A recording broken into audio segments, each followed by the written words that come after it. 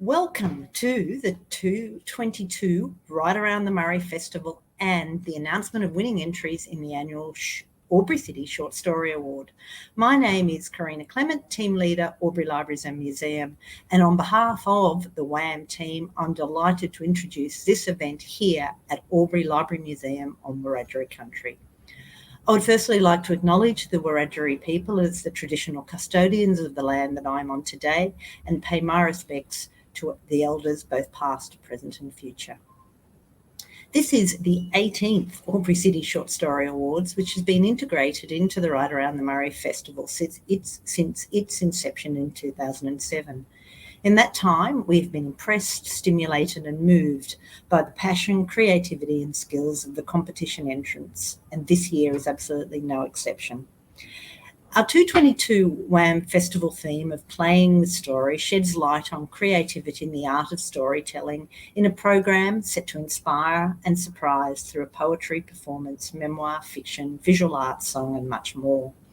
It is pleasing then that we're able to celebrate the contributions of those that have shared their passion for writing and storytelling through the AlburyCity Short Story Awards. This year, we've received an amazing 200 short story entries from across Australia. I would like to then acknowledge and thank our shortlisting judges, Kate Rotherham and Jane Downing, for their rewarding work in reading through all entries. Congratulations to all entrants, and particularly our shortlisted entrants who are listed on our website. Winning entries will be published on the WAM website after this exciting announcement. Our judge this year is Margaret Hickey, playwright, award-winning author from Northeast Victoria. Margaret holds a PhD in creative writing and works locally as an English teacher and a university lecturer. Marg is a regular on the judging panel for the Furphy Literary Award and is the author of the compelling crime novels Cutter's End and Stone Town, which are both published by Penguin Random House. Marg will be discussing her most recent novel, Stone Town, as part of the WAM Shades of Noir panel on this coming Sunday from 1 p.m. to 2 p.m, so be sure to attend that. I'm delighted now to pass to Marg to share her reflections on the shortlisted entries and announce the winners of the 2022 AlburyCity Short Story Awards. Over to you, Marg. Thank you. Thank you, Karina, for that lovely introduction. That was great. And welcome everybody to the 2022 announcement of the open winner for the short story competition for Right Around the Murray. I was so excited to be asked to judge this award because it's a well-known award in the literary scene in Australia, and every year we seem to get more and more entrants. So I was really thrilled. Short stories are so important for writers, particularly now at this time when funding is so small and opportunities for writers can often seem very limited. They offer you a chance to hone your craft and get a real bank together, a bank of writing. And not only that, if you're shortlisted or longlisted on a major award like Right Around the Murray, then that's a really wonderful thing to put on your writing CV in the publishing journey.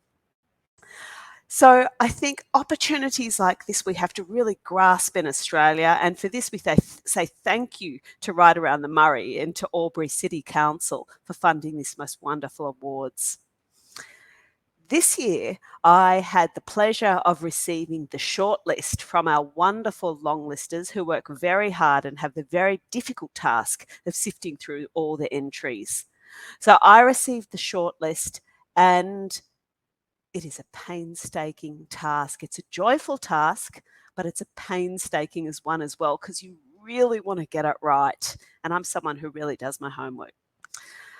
I found the stories this year to be incredibly diverse, to be set in Australia, in the metro, in the rural, and overseas. Quite a few set overseas, actually. It was a wonderful mix of historical fiction. There was even some dystopian short stories, and many that seemed to me the themes that resonated with COVID. And this is something really interesting. And I felt really lucky to be at this knife edge of writing, of this literary, where we've got this whole new genre coming through, which is looking at the pandemic and how that affected us as a people and as a nation. So without further ado, I'm going to run through the winners from the third place to the first place.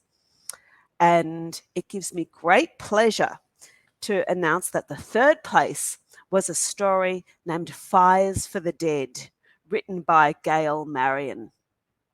In this story, Gail has written a really compelling tale of a son and a mother in their pursuit to bury their father in India and to find wood for his funeral pyre.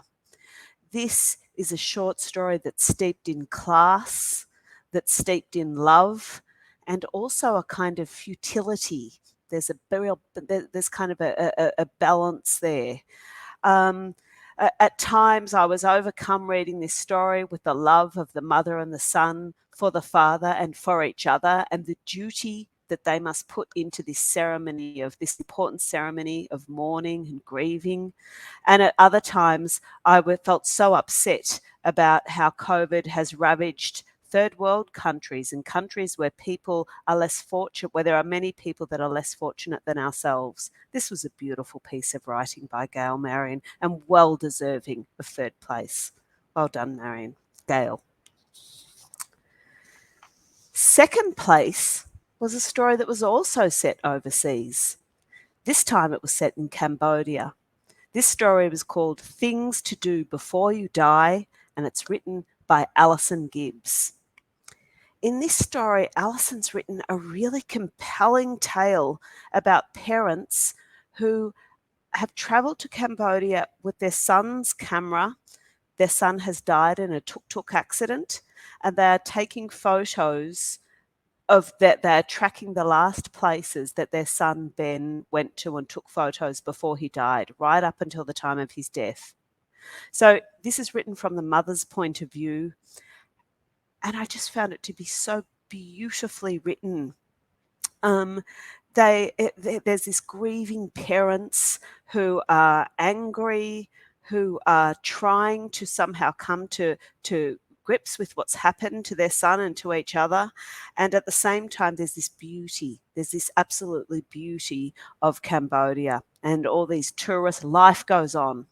People still get their nails done. People still laugh. People still have picnics. People are still eating. People are still trying to sell things. People are still trying to make a living. Life goes on in the face of this devastating event.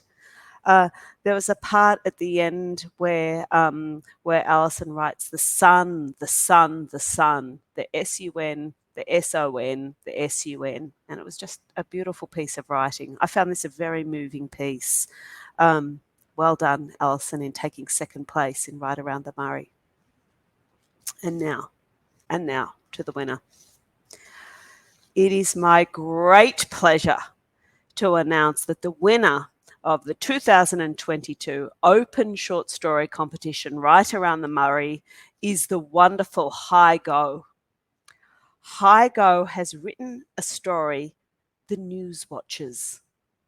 And this story was so incredibly different to any other that I read in the shortlist, and indeed that I've read for a long time. This is a story about a son who has gone up to Trinity Beach, northern Queensland, to try and get some help for his ailing father who is very sick. Now, at the same time, there's a hurricane off the coast and they cannot leave their room. And so they're stuck in this pressure cooker of a room with a father who is very stubborn, who is addicted to watching the news with the television up incredibly loud.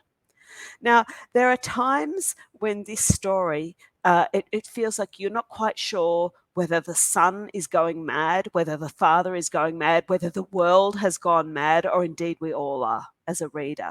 This was written so well and so atmospheric with the cyclonic storm outside and metaphorically this hurricane erupting within this very small room, and all the time the newsreaders are blaring and blaring out this news of disasters.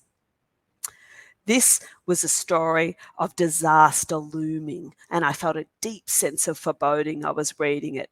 It's a world gone mad, an obsessive world where we can't stop watching the news, we can't stop looking. We don't want to look, but we can't look away. Higo is so incredibly talented. I want to go back and read everything that they've ever written and will in the future. It's also incredibly funny, this story. There are moments I laughed aloud when reading this, and it's that feeling that feeling when you read a story that it's so gripping and you can't wait to get to the end, but you don't want it to end either. And I wasn't quite sure how it would end. You need to read this story. It's really brilliant. The News Watchers by Higo. I must admit, when I turned on Channel 7 or Channel 10 or whatever after I'd read this story, I heard it very differently than when I'd first read this story. I think we have Hi with us now. Hi, are you there? Hi, Marg. Hi. Hello, Hi. And congratulations on this most wonderful of stories, The News Watchers. Oh, thank you so much. Thanks for your kind words. It's a real honor to win this contest and speak with you here today. Oh, it's a real honor for us to be able to have someone of your caliber enter this award and win it and come and talk to us tonight. So, Hi, can you just tell me a bit about yourself? Tell us about your writing background. Have you written much before? No, not really. I guess I've been writing for a very long time as a very sort of a very amateur way, but it's only very recently in the last year or last 2 years or so that I started writing, I guess what you'd call proper stories. And trying proper to, stories. Yep. well, you know, with a Yeah. beginning and middle and end and all that. And Hi, is short stories something that you really favour, that you really enjoy? Is it something that you will pursue, do you think, in the future?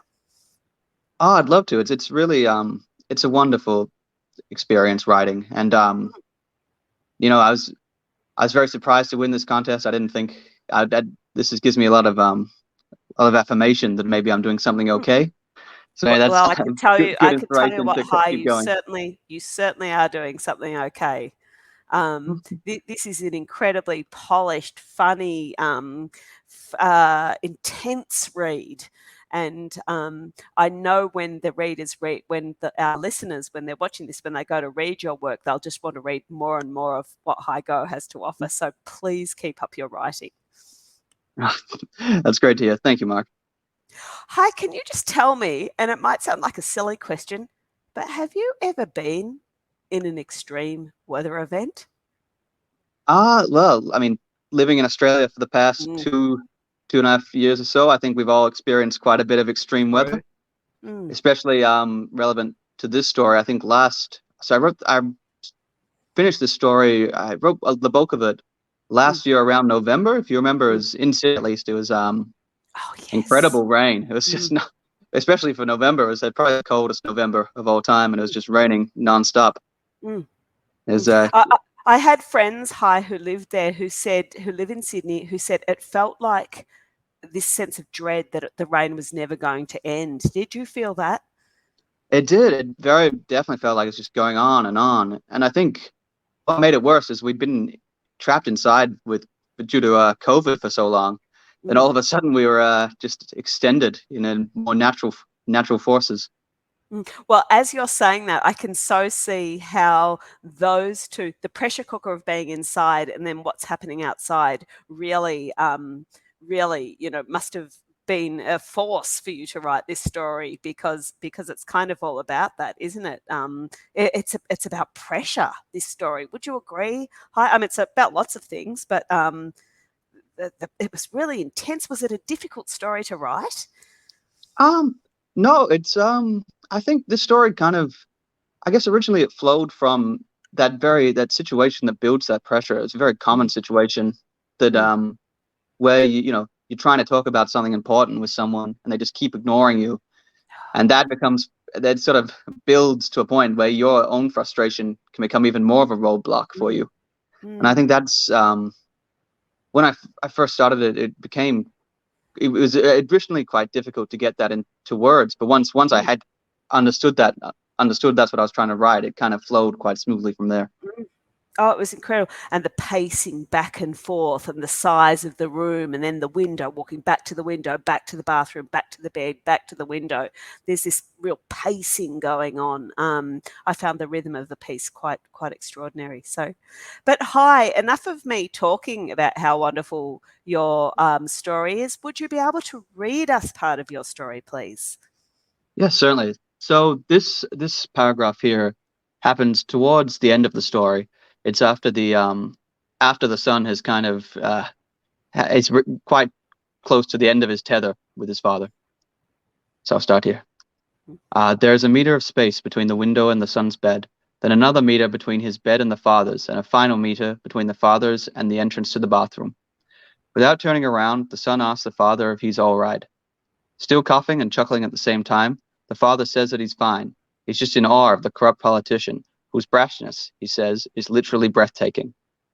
The son groans in a way that is strictly reserved for his father. Ordinarily, he doesn't groan like this, that is, audibly. In fact, he hardly groans at all. It's only when he's with his father that he groans in this childish manner, the way children groan when their parents embarrass them. The son walks back toward the bed, pauses, turns, and walks towards the window. This is repeated several times at an accelerating pace. He then walks towards the bathroom, washes his hands, and looks at his face in the mirror. Then he walks back to the window. The hole he carved in the film of condensation has already closed. Using the tip of his index finger, he draws a grotesque, grinning face on the glass and then wipes it away with his palm. The father unmutes the television, turns up the volume, and launches into a mocking rant about the debates surrounding new climate change legislation in the European Union. It's a shame I won't be able to see the impacts of climate change, he says. I was really looking forward to some warmer weather. The sun blows air through the side of his mouth, producing a quacking noise. You can just feel that. I mean, there's humor there too, but there is that impending dread as well. I could talk about this story for days, I think, Hi, with you. Thank you for that. Thank you very much for allowing us to hear some of your writing. And I'm sure many people will be clamoring to read the works of Hygo now and into the future. So thank you, Hi. And on that note, we'll leave it for tonight. But I would just like to say thank you once again, and congratulations to all our shortlists, all our entrants, and particularly to the 3 people, the first, second, and third place getters, and in particular to Hygo, our winner this year. Thank you very much to the organisers of Right Around the Murray 2022 and to Albury City Council. It's been an absolute pleasure to judge the short story this year, and I hopefully will have lots more entrants next year. Thank you.